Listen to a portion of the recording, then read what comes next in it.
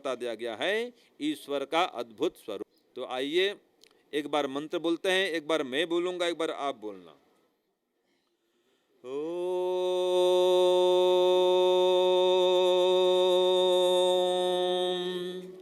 अग्निर्होता कविक्रतुः, बोलिए ओम। अग्निर्होता कविक्रतुः सत्यश्चित्रस्रवस्तमः सत्यश्चित्रस्रवस्तमः स्रवस्तमः देवो देवे विरागमत् देवो देवे विरागमत् देवो देवे विरागमत् देवो देवे विरागमत् देवो देवे विरागमत् देवो देवे विरागमत्। तो इस मंत्र में क्या कहा?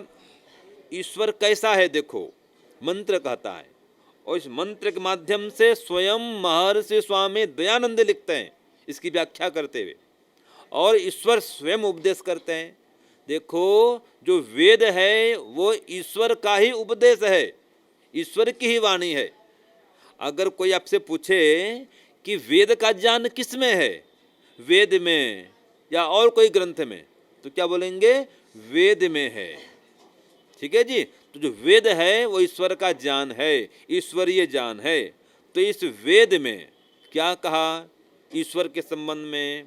तो महर्षि स्वामी दयानंद लिखते हैं, हे सर्वदृक, सबको दिखाने वाले, क्रतुः अर्थात सब जगत के जनक, सत्य अर्थात अविनाशी जिनका कभी विनाश नहीं होता, चित्रस्रवस्तमः अर्थात आश्चर्य श्रवण आदि, आश्चर्य गुण, आश्चर्य शक्ति, आश्चर्य रूपवान और अत्यंत उत्तम आप हो, जिन आप के तुल्य व आपसे बड़ा कोई नहीं है। हे जगदीश, देवे भी दिव्य गुणों के साथ में वर्तमान आप हमारे हृदय में प्रकट होइए, सब जगत में भी आप प्रकाशित होइए, जिससे हम और हमारा राज्य दिव्य गुण युक्त हो। वह राज्य आपका ही है, हम तो केवल आपके पुत्र और भृत्यवत हैं। तो ये स्वामी जी लिखते हैं कि ईश्वर आश्चर्य स्वरूप हैं, अद्भुत स्वरूप हैं। कैसे अद्भुत स्वरूप हैं? देखो कोई व्यक्ति मकान बनाता है, ठीक है जी, तो मकान बनाने के लिए उसको हाथ चाहिए ना। अच्छा आप लोग रोटी बनाते हैं, आप बहन लोग आए हैं, क्या आपको रोटी बनाने के लिए आता है? रोटी कौन कौन बना सकते हैं आप में से? बताओ। आप सब रोटी बना सकते हैं और आप नहीं बना सकते? नहीं सीखे अभी? हाँ सीखना पड़ेगा। हाँ जी, हाँ मम्मी से ऑर्डर लो। ठीक है, हर बेटी को जो प्राइमरी क्लास पास कर गई है, अब प्राइमरी क्लास पढ़ भी रही है, प्राइमरी में, मिडिल में, हाई स्कूल में, तो रोटी तो बनाना आना चाहिए भाई, है कि नहीं है? तो रोटी बनाना सीखें। तो मैं कह रहा था कि आप रोटी बनाते हैं तो हाथ से बनाते हैं, और भगवान ने ये संसार बना दिया लेकिन बिना हाथ से बना दिया है। ये अद्भुत है। कोई मकान बनाता है, बिना हाथ से मकान नहीं बना सकता, है कि नहीं है?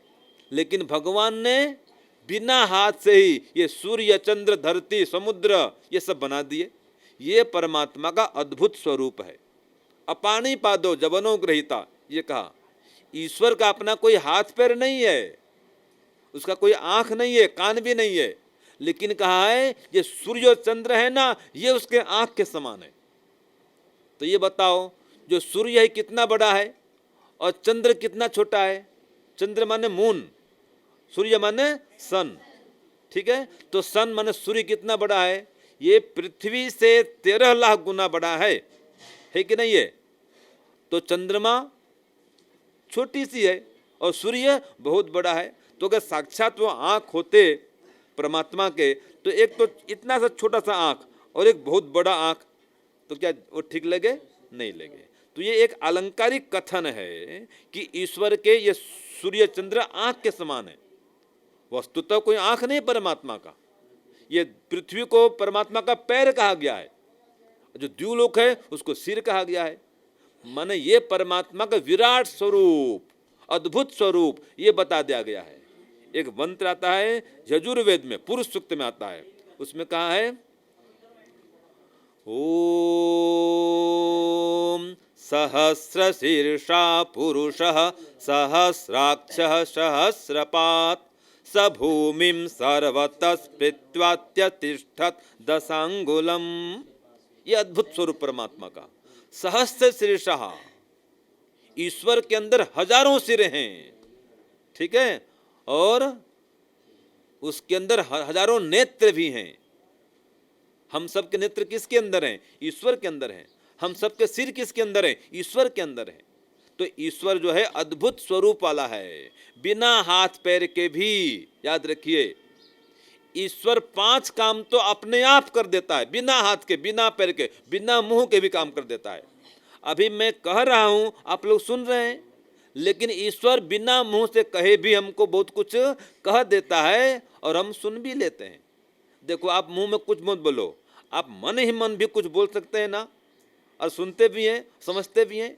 अभी आपने कहा ईश्वर हम सबके अंदर है, तो अंदर है तो उसको बोलने के लिए वाणी की आवश्यकता नहीं है।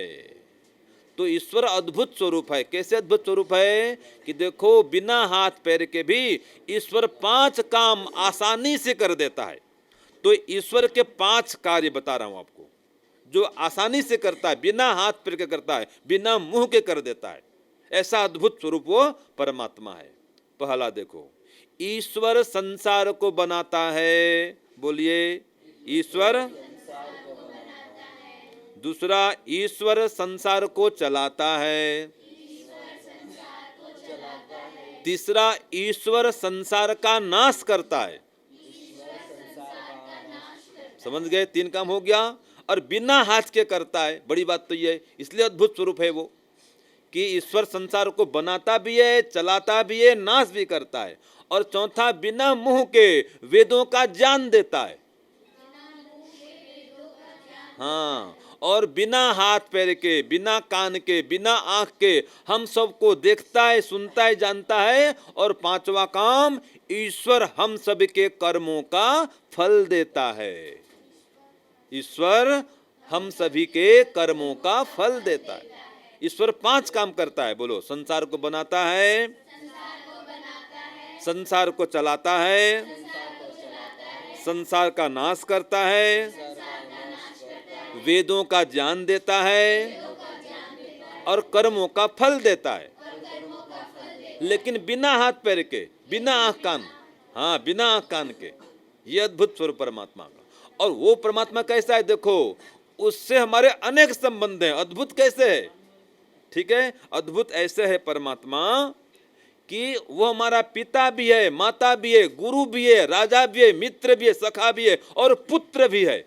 आपको आश्चर्य होगा, ऐसा अद्भुत स्वरूप परमात्मा है। तो आप क्या कहते हैं? मम्मी कहते हैं माँ को, और पिता को डैडी कहते हैं ना भाई, है ना? ये मम्मी और पापा कहाँ से आ गया? ये डैडी कहाँ से आ गया? माता जी, पिताजी, ये बोलना चाहिए।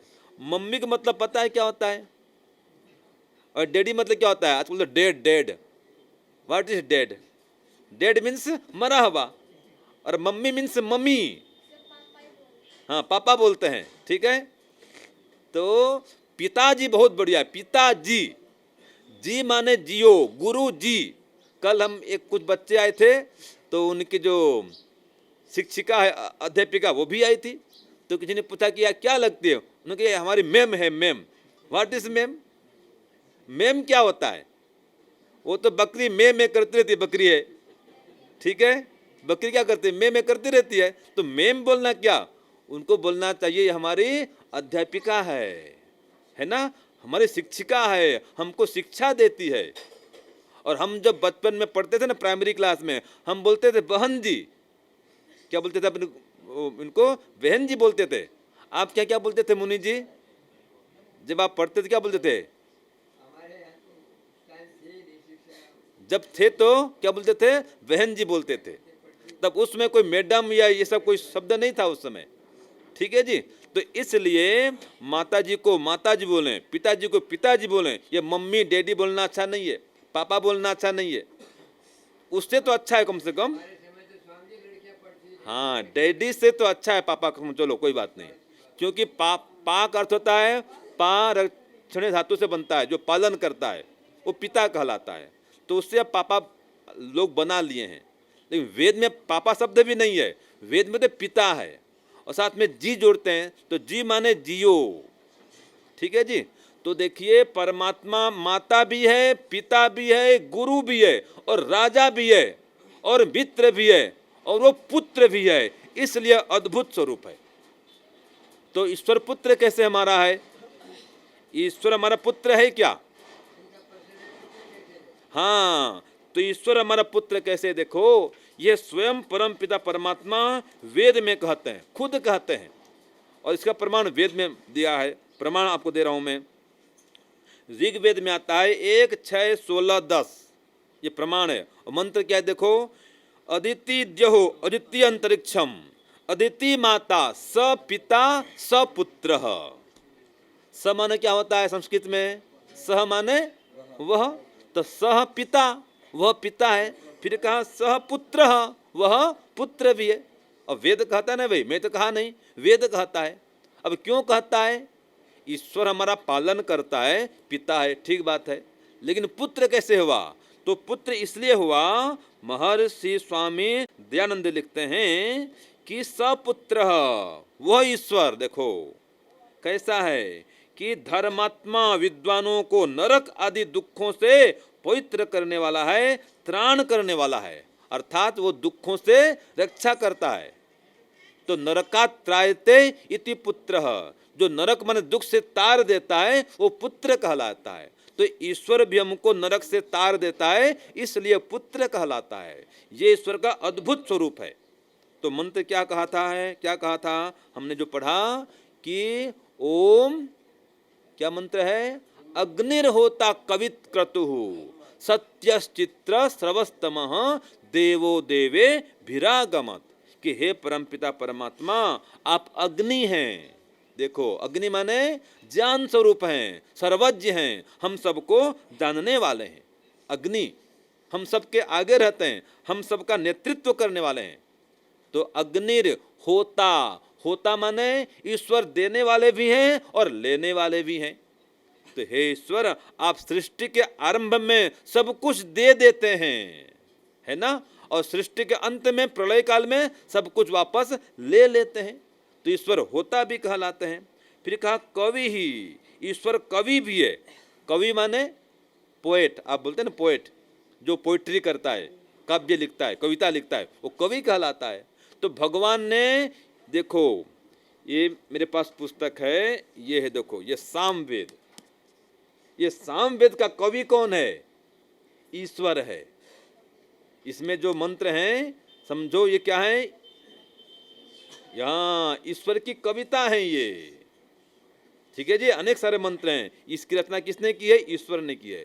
तो ईश्वर जानवान है, ये वेद रूपी ज्ञान को प्रदान करने वाला है। तो ईश्वर कवि भी है। फिर एक आता है देवस्य पश्य काव्य न ममार न जिर्यति, कि ईश्वर के इस काव्य को देखो। कौन सा काव्य? ये संसार भी एक काव्य है परमात्मा का। वेद तो काव्य है ही, ये संसार भी एक काव्य है जो कैसा है? न ममार न जिर्यति, न मरता है न जन्म लेता है न कोई बूढ़ा होता है, वृद्ध नहीं होता है। तो जो वेद का ज्ञान है कभी पुराना नहीं होता, संसार भी कभी पुराना नहीं होता है। जो रामायण काल में था आज भी वही है, आगे भी वही रहेगा, फिर प्रलय काल में खत्म हो जाएगा, लेकिन हमेशा वो संसार जो है कैसा रहता है? जवान रहता है। तो परमात्मा इस संसार का निर्माता है और वेद रूपी काव्य का भी निर्माता है, तो उसको कवि कहा है। फिर कहा क्रतुः, सब जगत का वो जनक है।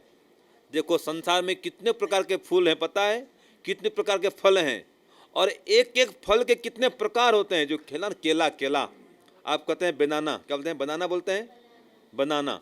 अब कितने प्रकार होते हैं उसके, छोटे छोटे, बड़े बड़े, मोटे मोटे हैं, किसी के अंदर मोटे मोटे बीज भी होते हैं, कोई चितकबरे होते हैं, कितने प्रकार के, और कितने रंग के केले होते हैं। ऐसे सेव भी, सफेद सेव कभी देखा आपने? सफेद सेव, पीला save, save means Apple, Apple, गुलाबी सेव, लाल सेव। एक वीडियो आया था पहले व्हाट्सएप में, तो कई प्रकार के सेव उसमें दिखा दिए गए थे, विदेश में कोई होता है वो। तो ये अद्भुत संसार है, कई प्रकार के फल, कई प्रकार के फूल, कई प्रकार की औषधियाँ, वनस्पतियाँ, और कई प्रकार के जीव जंतु। कितनी मछलियाँ देखो, कितने प्रकार के होते हैं। ये अद्भुत जीव जंतु कौन बनाता है? परमात्मा।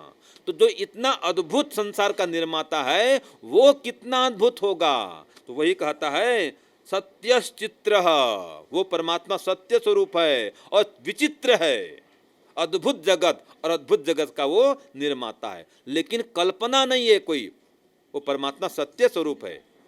ठीक है जी।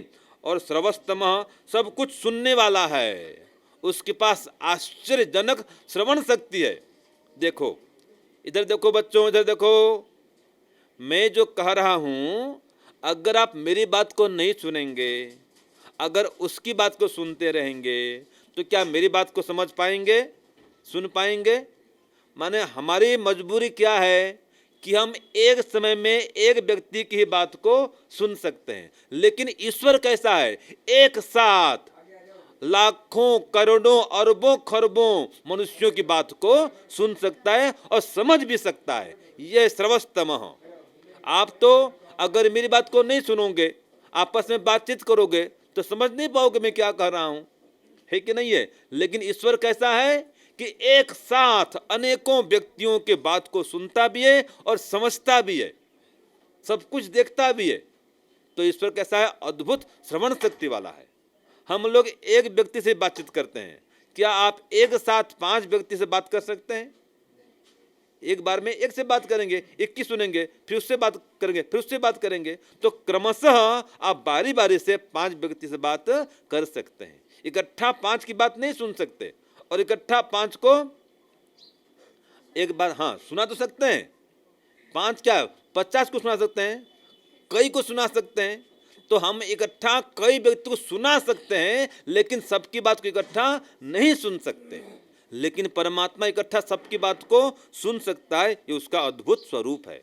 तो कहा श्रवस्तमः, उसमें अद्भुत श्रवण शक्ति है। तो हे परमात्मा, आप अग्नि हैं अर्थात ज्ञान स्वरूप हैं, आप होता हैं अर्थात दिव्य गुणों के प्रदाता हैं, सब कुछ देने वाले हैं, सोना चांदी हीरा मोती सब कुछ बना के देते हैं, और प्रलय काल में सब कुछ ले लेते हैं। और कवि हैं, फिर क्रतु हैं, क्रतु माने निर्माण करने वाले हैं, विश्वकर्मा हैं, आप इस ब्रह्मांड के निर्माता हैं। तो कवि भी हैं और क्रतु भी हैं, और सत्य स्वरूप हैं, कोई कल्पना नहीं ईश्वर, कोई झूठ नहीं है। कोई कहता है मानो तो ईश्वर, नहीं मानो तो कुछ भी नहीं, तो ऐसा नहीं है। आप नहीं मानेंगे तो भी वो रहेगा, वो तो सत्य स्वरूप है, सत्तावान है। ठीक है जी। और श्रवस्तमः आश्चर्यचकित करने वाला है, आश्चर्य श्रवण शक्ति वाला है। तो फिर प्रार्थना करते हैं देवो देवे भिरागमत, हे परमपिता परमात्मा, आप देवों के देव हैं, महादेव हैं। ठीक है जी। दिव्य गुणों से युक्त हैं, आप में न्याय है, दया है, प्रेम है, आनंद है, ज्ञान है, बल है, शक्ति है, सामर्थ्य है, साहस है, पराक्रम है, अनंत गुण आप में हैं। तो आप अनंत गुणों के भंडार हैं, देव हैं, महादेव हैं।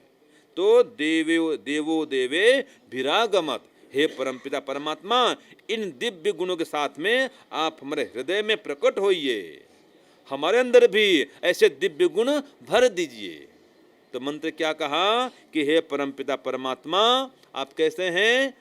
होता हैं, अग्नि हैं, कवि हैं, क्रतु भी हैं, सत्य स्वरूप हैं, अद्भुत स्वरूप हैं, और देवों के देव महादेव हैं। तो दिव्य गुणों के साथ में आप हमारे हृदय में प्रकट होइए। और अद्भुत कैसे हैं कि आप एक व्यक्ति ही हमारे माता भी हैं, पिता भी हैं, गुरु भी हैं, मित्र भी हैं, सखा भी हैं और पुत्र भी हैं। ये अद्भुत बात है कि नहीं है? हमारे भगवान भी हैं, हम आपके भक्त हैं। तो ईश्वर एक है, लेकिन उससे हमारे संबंध अनेक हैं। ईश्वर एक है लेकिन सभी काम को अकेला करता है। ये अद्भुत स्वरूप परमात्मा का। क्या आप अपने सभी काम कर सकते हैं? देखो, आपको जीने के लिए भोजन भी चाहिए, वस्त्र भी चाहिए, मकान भी चाहिए और कापी पुस्तक सब चाहिए, है कि नहीं जी? तो क्या ये सभी काम आप बना सकते हैं? एक व्यक्ति अपना कपड़ा भी बनाए, अपना भोजन भी बनाए, अपना मकान भी बनाए, लिखने पढ़ने का सामान भी बनाए, ये मोबाइल भी बनाए, कापी पुस्तक सब कुछ बनाए, क्या संभव है ये? एक व्यक्ति क्या सब कुछ बना सकता है क्या? नहीं बना सकता है। लेकिन परमात्मा एक व्यक्ति है और सब कुछ बनाता है वो। ये सूर्य, चंद्र, ग्रह, नक्षत्र, समुद्र, धरती, हवा, पानी, अग्नि किसने बनाया? ईश्वर ने बनाया, और बिना किसी की सहायता से बनाया। तो परमात्मा अद्भुत स्वरूप है। और उसका एक नमूना देखो, शरीर। ये स्वरूप, शरीर भी कैसा अद्भुत है। हम खाना खाते हैं ना जी, तो खाना तो खाते हैं, भोजन कौन पकाता है, कौन पचाता है अंदर में, है कि नहीं है? हाँ, इसको बोलते हैं हिंदी में पाचन तंत्र बोलते हैं। तो इस शरीर के अंदर में कितने प्रकार के सिस्टम है, तंत्र हैं। अगर साइंस पढ़ते हो तो पता होगा। एक होता है नर्वस सिस्टम, है ना, तंत्रिका तंत्र, और एक होता है ये पाचन तंत्र। हाँ, आप बोलते हैं, हाँ आप बोलते हैं डाइजेस्टिव सिस्टम, हाँ ठीक बात है। और एक होता है उत्सर्जन तंत्र, क्या बोलते हैं उसको आप, जिसमें पेशाब करते हैं, मलमूत्र त्याग करते हैं, क्या बोलते हैं उसको आप? हिंदी में होता है उत्सर्जन तंत्र, ठीक है। एक होता है श्वसन तंत्र, ये क्या होता है? श्वसन तंत्र। तो ये अनेक प्रकार के तंत्र हैं शरीर में, तो वो शरीर ये चल रहा है। तो शरीर भी क्या है? अद्भुत है। कितनी प्रकार के नस नाड़ियां हैं देखो शरीर में, है कि नहीं? ये कितनी हड्डियां हैं, कितना अद्भुत ये मस्तिष्क है। और एक साथ ये हाथ भी चल रहे हैं, पैर भी चल रहे हैं। हमको ऐसे लगता है, लेकिन हाथ पैर भी बारी बारी से चलता है, लेकिन हमको लगता है कि साथ में चल रहे हैं। मन भी काम तो करता है बारी बारी से, लेकिन हमको लगता है कि बहुत सारे काम इकट्ठा करता है। तो शक्ति इतनी है मन में, लेकिन ये बारी बारी से करता है। ये शक्ति शरीर में, ये शक्ति मन में भरने वाला कौन है? ईश्वर है। तो इतना अद्भुत शरीर बनाया, तो वो परमात्मा कितना अद्भुत होगा। इतना अद्भुत संसार बनाया, अद्भुत माने एकदम विचित्र संसार परमात्मा ने बना के रख दिया है। तो बताओ खुद कितना विचित्र होगा, है कि नहीं जी? तो परमात्मा ये कहा, हे ईश्वर आप अद्भुत स्वरूप हैं। तो फिर अंतिम बोलता हूं मंत्र को, ओम अग्निर्होता कविक्रतु सत्यश्चित्र स्रवस्तमः देवो देवेभिरागमत् देवो देवेभिरागमत् देवो देवेभिरागमत् देवो देवेभिरागमत्। हे परमपिता परमात्मा, आप अग्नि हैं, होता हैं, कवि हैं, क्रतु हैं, सत्य स्वरूप हैं, अद्भुत स्वरूप हैं। आप दिव्य गुणों के साथ में हमारे अंदर में प्रकट होइए, अर्थात आपके दिव्य गुणों को हमें प्रदान करिए, विनम्रता पूर्वक प्रार्थना करते हैं। तो ईश्वर अद्भुत कैसे हैं जी? एक तो अद्भुत संसार को परमात्मा ने बनाया है, ये अद्भुत शरीर को परमात्मा ने बनाया है। देखो, देखने में समान है ना, गाय भी और बैल भी। तो गाय भी वो घास फूस खाती है और बैल भी घास फूस खाता है, लेकिन गौ माता दूध देती है और बैल दूध देता है क्या? नहीं देता है। कैसा अद्भुत, देखो शरीर कैसा है, खाते वही हैं। और देखो ये धरती में कितने प्रकार के पेड़ पौधे हैं, इमली हो या जामुन हो या आम हो या पपीता हो, ठीक है, कोई भी फल का पेड़ हो, वृक्ष हो, आप उसमें देते हैं पानी ना, लेकिन वही पानी क्या होता है बाद में? किसी में खट्टी इमली पैदा करता है, किसी में मीठा आम, किसी में कसेला आंवला और किसी में कड़वा करेला भी। पानी तो वही है कि नहीं? तो ये सब कौन बनाता है? ये परमपिता परमात्मा। 6 प्रकार ग्रस परमात्मा ने बना दिया है। तो परमात्मा अद्भुत है, इसलिए उसको अद्भुत कहते हैं। उसके काम भी अद्भुत हैं और उसके नाम भी अद्भुत हैं। एक नाम परमात्मा का भीम भी है, एक नाम परमात्मा का भूमा भी है, और एक नाम परमात्मा का भूमि भी है। तो भूमि, भूमा, भीम ये सब भी परमात्मा के नाम हैं। और आप बोलते हैं ना राहु केतु, डरते हैं इससे, ये भी परमात्मा के ही नाम है। राहु केतु, सूर्य चंद्र मंगल बुध, ये सब भी नाम परमात्मा के हैं, अनेक नाम परमात्मा के।